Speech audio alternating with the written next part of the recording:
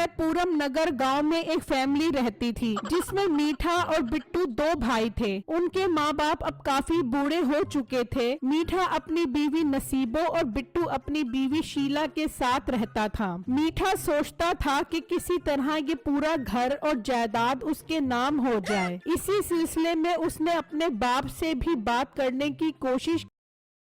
बेटे अकल को हाथ तुम्हारे क्यों तू अपने छोटे भाई के हिस्से पर नजर रखे हुए है। दफा हो जा, जब तक मैं जिंदा हूँ ये घर जायदाद मेरे नाम रहेगी। मेरे मरने के बाद तुम दोनों को तुम्हारा हिस्सा मिल जाएगा। अब्बा तू समझता क्यों नहीं, छोटा भाई कम अकल है, सारा पैसा जायदाद यहाँ वहाँ उड़ा देगा। मैं बड़ा हूँ, अकलमंद हूँ, सब कुछ संभाल लूंगा। तू अकलमंद नहीं लालची है। मैंने कह दिया है तो बस कह दिया है। अब मेरा टाइम जाया मत कर। नहीं अब्बा, तेरी कौन सी फैक्ट्रियाँ चल रही हैं जो तेरा टाइम जाया हो रहा है। सारा दिन घर में पड़ा मक्खियाँ मारता रहता है। अपना सर देख जुओं से भरा पड़ा है। सारा खून तो तेरा जुओं ने चूस लिया है। अकल ही नहीं रही तेरे दिमाग के अंदर। मीठा ये कहकर गुस्से में वहाँ से चला जाता है और अपनी बीवी को आकर बताता है, मीठे तू परेशान मत हो, मेरे पास बहुत अच्छा हल है इसका। बस जो मैं कहूँ वो तू करता जा भी हो। हाँ हाँ, क्या करना है वो बता।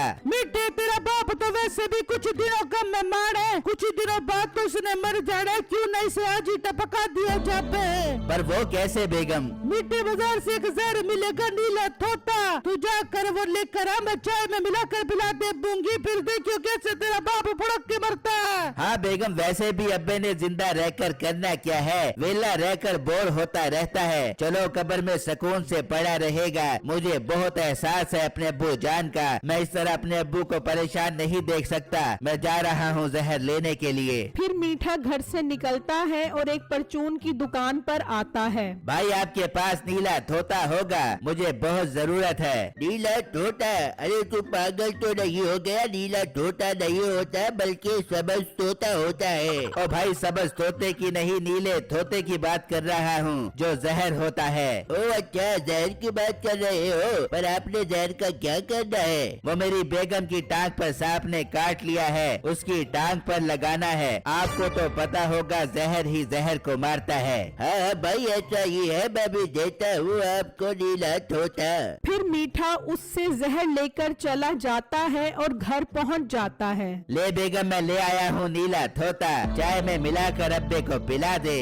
बेगम क्या वाकई मेरे सर में जुएं हो रही है? हाँ हो तो रही है, आपके सर में जुएं। कल भी एक जुआ आपके सर से निकल कर आपकी नाक में घुस गई थी। हाँ बेगम, तभी तो मैं कहूँ कि मेरी नाक में गुदगुदी क्यों हो रही है। चल तो निकाल दे मेरे सर की जुएं। फिर उसकी बीवी उसके सर की जुएं निकालने लग जाती है और नसीबो चाय में जहर डालकर चाय तैयार करने लग जाती है। वहाँ बिट्टू अपनी बीवी को कहता है, बेगम मैं पपीते के खेत में जा रहा हूँ, आज एक बहुत बड़ी पार्टी ने आना है, दुआ करना पपीतों का सोडा अच्छी कीमत पर हो जाए। हाँ हाँ बिट्टू, आप इतने मेहनत से काम करते हो, जरूर आपका सौदा अच्छी कीमत पर होगा। ठीक है बेगम, मैं जा रहा हूँ, तुम बस अब्बू को टाइम से चाय बनाकर दे देना। हाँ हाँ आप जाओ, मैं इन्हें चाय बनाकर दे दूंगी। फिर बिट्टू पपीते के खेत में आ जाता है और बिट्टू की बीवी चाय बनाने के लिए आती है। नसीबा बाजी जल्दी करो, मैंने ससुर जी के लिए चाय बनानी है। ज्यादा सार करने की जरूरत नहीं है, मैं बना रही हूँ चाय। तेरी बहुत मेहरबानी। अरे वाह नसीबा, ससुर जी का ख्याल कैसे आ गया तुम्हें? मैं तो बहुत हैरान हूँ। वो तेरे ससुर नहीं, मेरे भी ससुर है। मैं चाय बना के उनके लिए लेकर जा रही हूँ। फिर नसीबो चाय तैयार करके अपने ससुर के कमरे में रख देती है तो कुछ देर बाद बाप अंदर आता है। अरे वाह, बिट्टू की बीवी ने मेरे लिए चाय तैयार कर दी है। बहुत अच्छी है मेरी ये बहू। आज तो मैं चाय बिट्टू के पास जाकर पीता हूँ। वो चाय के खेत में बिट्टू के पास आ जाता है तो वहाँ उसकी एक व्यापारी से लड़ाई हो रही होती है। नहीं चाहिए मुझे तुम्हारे की पपीते। मैंने पपीता काटा तो अंदर से काला निकला। ऐसा कैसे हो सकता है भाई? लाओ मैं काटता हूँ। बिट्टू पपीता काटता है तो वो बिल्कुल ठीक होता है। वो आदमी काटता है तो वो फिर काला होता है। ये कैसे पपीते हैं तुम्हारे? ये जादुई पपीते हैं, जादुई। मैं जा रहा बिट्टू और उसका बाप दोनों ये मंजर देखकर हैरान हो रहे होते हैं। अब्बू जान, मैं सच्चा इंसान हूँ, इसलिए मैंने काटा तो ये बिल्कुल ठीक निकला, और वो भी पहाड़ी बेईमान था, इसलिए उसने काटा तो वो काड़ा निकला। इसका मतलब ये जादुई पपीता है, इससे तो हम सच्चे और झूठे लोगों की आराम से पहचान करवा सकते हैं। अब बेटा तो बिल्कुल ठीक कह रहा है, ये तो बहुत नायाब पपीता है। क्या हुआ अब्बू, आपकी तबीयत तो ठीक है? पता नहीं बेटा, आज तेरी बीवी की चाय कुछ अजीब है, कड़वी कड़वी लग रही है। अचानक उसके बाप की तबीयत ज्यादा खराब हो जाती है और वो वहीं पर ही मर जाता है। बिट्टू जल्दी से हकीम को लेकर आता है और चेक करके बताता है कि उसका बाप मर चुका है, और चाय का कप सूंघता है तो उसे पता चल जाता है कि उसमें जहर है। वो बिट्टू को चाय में मिले जहर के बारे में बताता है। इसका मतलब मेरी बीवी ने अब्बू को जहर दे दिया। मुझे अपनी बीवी से ये उम्मीद नहीं थी। वो बाप को लेकर घर आ जाते हैं। हाय मेरे मरहूम शौहर बहुत अच्छे थे, उनके सर में जुए बड़ी बड़ी थी, लेकिन कभी भी किसी से कोई शिकायत नहीं की मेरे ससुर ने। अब आप मुझे क्यों छोड़कर चले गए? मुझे भी अपने साथ ले चलो। अब मैं कैसे रहूंगा आपके बगैर? मैं जब छोटा होता था तो अब्बू मुंह पर फटा हुआ कच्चा पहनकर मुझे सुपरमैन बनकर दिखाकर हंसाता था। अब मुझे कौन हंसाएगा? हाँ अंकल बहुत अच्छे थे, हमारे से दूध लेने आते थे और दही बना कर जाते थे। अंकल आप क्यों चले गए? अब दही कौन बनाएगा? आप सब लोग रोना बंद करो, अब्बू को ले जाने का टाइम हो गया है।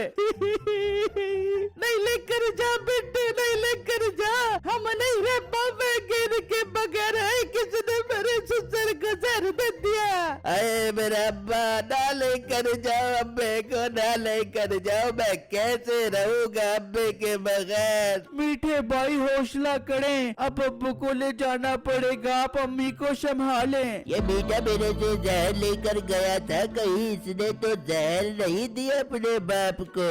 वो दुकानदार वहाँ से निकलकर उसी हकीम के पास आता है और उससे जहर के बारे में पूछता है। वो उसे बताता है कि उसकी मौत नीले थोते के जहर से हुई है। उस दुकानदार को यकीन हो जाता है कि जहर मीठे ने दिया है। वहाँ वो बाप को दफनाकर फारिग हो जाते हैं। बेगम तुमने ठीक नहीं किया, तुमने चाय में जहर मिलाकर अब्बू को दिया है। ये आप कैसी बातें कर रहे हैं? चाय मैंने नहीं बना कर दी, चाय तो नसीबों ने बना कर दी है।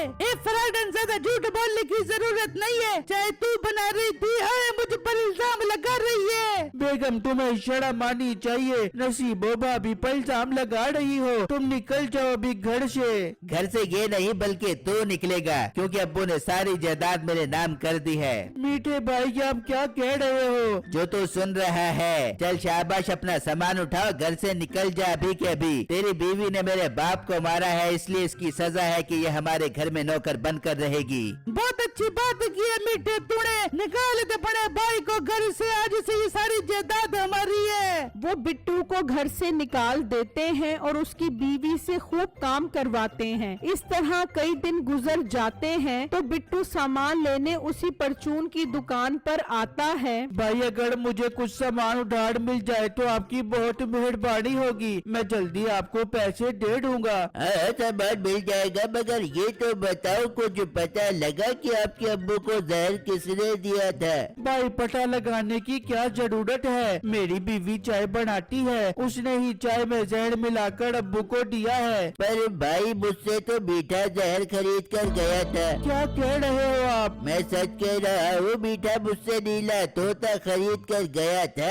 कि मेरी बीवी को सांप ने काटा है, उसके लिए चाहिए। मगर उसकी बीवी को सांप ने नहीं काटा। हाँ, वो झूठ बोलकर लेकर गया था, उसी ने ही जायदाद अपने नाम करवाने के लिए अपने बाप को जहर दिया है। भाई भाई इसका मतलब मेरी बीवी बेगुनाह है और असल मुजरिम मीठा है। अब अगर तुम उसको झूठा साबित कैसे करोगे? भाई मेरे पास एक जादुई पपीता है, सच्चा इंसान उसे काटे तो वो बिल्कुल ठीक रहता है और अगर झूठा इंसान उसे काटे तो वो काला हो जाता है। ठीक है, तुम वो पपीता लेकर घर पहुँचो, मैं तुम्हारी मदद करूँगा। नहीं, हम सब तुम्हारी मदद करेंगे। फिर बिट्टू खेत में जाकर एक पपीता उठा लेता है और सब लोग मीठे को बुला लेते हैं। आप लोगों ने मुझे क्यों बुलाया है? मीठे जरूरी काम था इसलिए बुलाया है। बिट्टू पपीता लेकर आने वाला है, तुम्हें कुछ नहीं करना, बस पपीता काटना है। पपीता है या हैप्पी बर्थडे का केक जो मैं काटूं? इतनी देर में बिट्टू भी पहुंच जाता है और वो पपीता टेबल पर रख देता है। चलो बेटे, इस पपीते को काटो। नहीं, पहले मेरी बीवी काटेगी। उसकी बीवी पपीता काटती है तो वो बिल्कुल ठीक होता है। देख लो भाई, पपीता बिल्कुल ठीक है। चलो मीठे, अब तुम काटो। फिर जब मीठा पपीता काटता है तो वो काला हो जाता है। देख लो, ये पपीता काला हो गया। इसका मतलब मीठे ने जहर दिया है मेरे अब्बू को। नहीं नहीं, मैंने जहर नहीं दिया। झूठ मत बोल, तू ही मेरे से जहर लेकर गया था, तू झूठा साबित हो गया है। अबे भाई, तू कहाँ से आ गया? सारी बनी बनाई गेम खराब कर दी। गेम खराब नहीं की, बल्कि गेम ठीक की है। चलो इसको और इसकी बीवी को काल कोठरी में बंद करो। फिर वो उन दोनों को काल कोठरी में बंद कर देते हैं और बिट्टू को सब कुछ वापस मिल जाता है।